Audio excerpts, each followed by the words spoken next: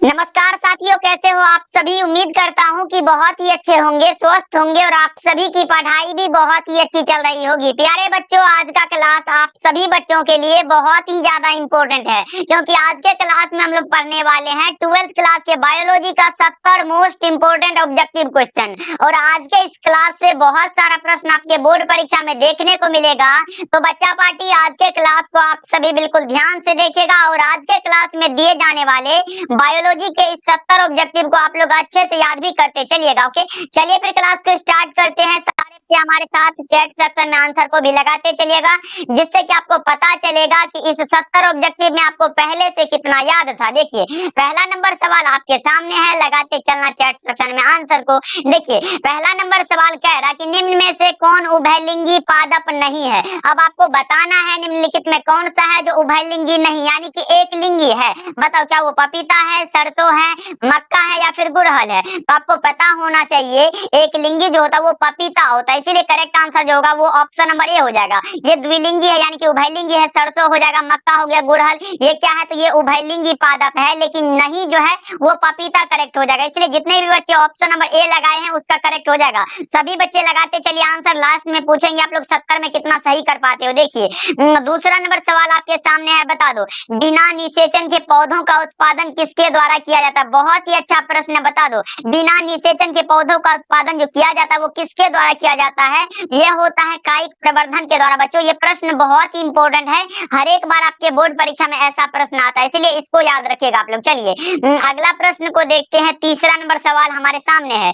तीसरा नंबर सवाल का रहा ये परिवर्तन जो लार्वा को वयस्क में परिवर्तित कर देते हैं क्या कहलाते हैं। ये परिवर्तन जो लार्वा को वयस्क में परिवर्तित होते हैं वो क्या कहलाते हैं, बता दो आप लोग फटाफट से। 3 का करेक्ट आंसर, तो ये कायांतरण कहलाते हैं। क्या कहलाते हैं बच्चों, कायांतरण। इसीलिए ऑप्शन नंबर सी को लगा लो। बहुत ही अच्छा प्रश्न है और बहुत ही अच्छा आंसर भी है, ऑप्शन नंबर सी लगा लो। चलिए सभी बच्चे आंसर को लगाते चलना है और क्लास को लाइक करते चलना। जितने भी बच्चे नए नए जुड़े हो हमारे साथ, तो सब्सक्राइब करके आप हमारे साथ डेली क्लास भी कर सकते हो। देखिए, फोर्थ नंबर सवाल करें, निम्न में से किसमें बाह्य निषेचन यानी कि एक्सटर्नल फर्टिलाइजेशन किसमें होता है, ये पूछा गया आप लोगों से। तो मैं बता दूं, एक्सटर्नल फर्टिलाइजेशन जो होता है वो मेढक में होता है। किसमें होता है बच्चों, फ्रॉग में होता है। इसीलिए सही जवाब ऑप्शन नंबर ए हो जाएगा। याद रखिएगा, ये भी प्रश्न कई बार आपके बोर्ड परीक्षा में पूछा गया है। अगला प्रश्न हमारे सामने 5वां नंबर सवाल है, मनुष्य के युग्मकों में गुणसूत्रों की संख्या कितनी होती है। बहुत इंपॉर्टेंट प्रश्न है, बता दो बच्चों मनुष्य के युग्मकों में गुणसूत्रों की संख्या कितनी होती है। हमने बताया है कौन सा गेमीट जो होता है, युग्मक जो होता है वो हमारा क्या होता है, हैप्लॉइड होता है।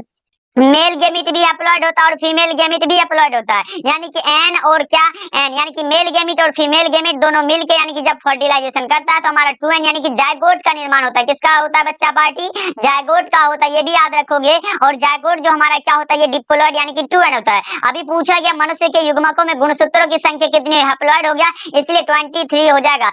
इसका जोड़ा कर लेंगे तो ये हमारा क्या हो जाएगा, 46 हो जाता है। लेकिन यहाँ जोड़ा के लिए यानी कि मनुष्य के युग्मकों में गुणसूत्रों की संख्या पूछा गया, इसलिए करेक्ट आंसर जो होगा वो ऑप्शन भी हमारा बिल्कुल सही हो जाएगा। याद रखिएगा आप लोग। चलिए अगला प्रश्न को देखते हैं। 6 नंबर सवाल हमारे सामने है, मुकुलन द्वारा जनन किसमें होता है। बहुत इंपॉर्टेंट प्रश्न है, मुकुलन के द्वारा जो जनन होता है वो किसमें होता है, तो वो होता है यीस्ट में। किसमें होता है बच्चों, यीस्ट में होता है। बहुत ही बार ये प्रश्न पूछा गया आपके बोर्ड परीक्षा में। चलिए 7 नंबर सवाल हमारे सामने ऐसा प्रश्न है, इनमें से कौन सा फल है जो कूट फल है। बताएंगे आप सभी निम्नलिखित में कौन सा फल है जो कूट फल है। क्या वो आम है, नींबू है, धान है या फिर सेब है। तो सेब हो जाएगा करेक्ट आंसर। कूट फल हमारा क्या कहलाता है, सेब। ऑप्शन नंबर डी बिल्कुल सही हो जाएगा। मात्र 70 ऑब्जेक्टिव है, सभी बच्चे सभी प्रश्नों को याद जरूर करेंगे।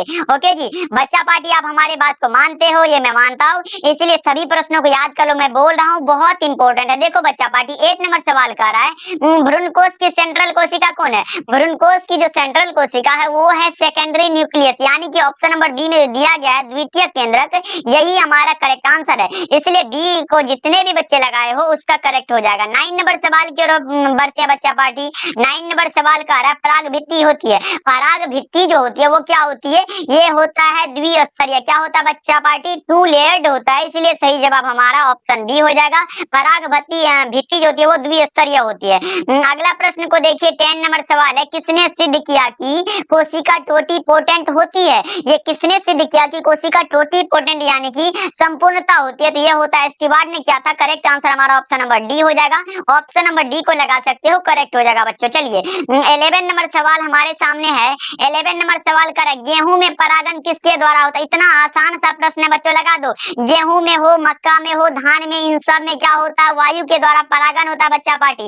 इसीलिए करेक्ट आंसर हमारा ऑप्शन ए हो जाएगा। सभी बच्चे याद रखिएगा, ये भी प्रश्न पूछा गया आपके बोर्ड परीक्षा में। चलिए 12 नंबर सवाल कर रहा है, एक प्रारूपिक आवृत्ति जीव भ्रूणकोश जो होता है वो प्राय कितने कोशिकीय होता है? 7 कोशिकीय होता है। क्या होता है बच्चों? 7 कोशिकीय होता है। करेक्ट आंसर डी हो जाएगा। एक प्रारूपिक आवृत्ति जीव भ्रूणकोश जो होता है वो 7 कोशिकीय होता है, याद रहेगा। चलिए 13 नंबर सवाल हमारे सामने है। 13 नंबर सवाल कर रहा है, निम्नलिखित में से कौन भारी मात्रा में प्रोजेस्टेरोन को स्रावित करता है? कौन सा है बता दो आप लोग। निम्नलिखित में कौन है जो भारी मात्रा में प्रोजेस्टेरोन का स्रावित करता है? तो वो हमारा कॉर्पस ल्यूटियम होता है। अब आपको पहचानना है कि इनमें कौन सा है कॉर्पस ल्यूटियम, तो उसी का हिंदी होता है पित्त पिंड होता है बच्चों।